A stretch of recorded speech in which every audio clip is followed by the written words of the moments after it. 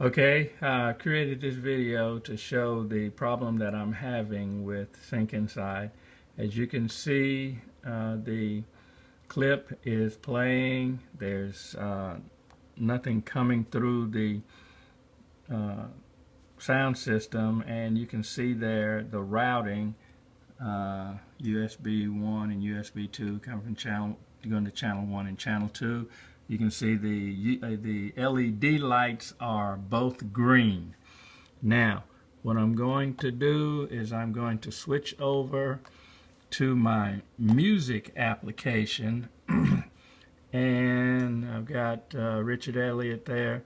I click on one of the clips, and as you can see, as you can hear, it plays that music, so the system itself seems to be okay.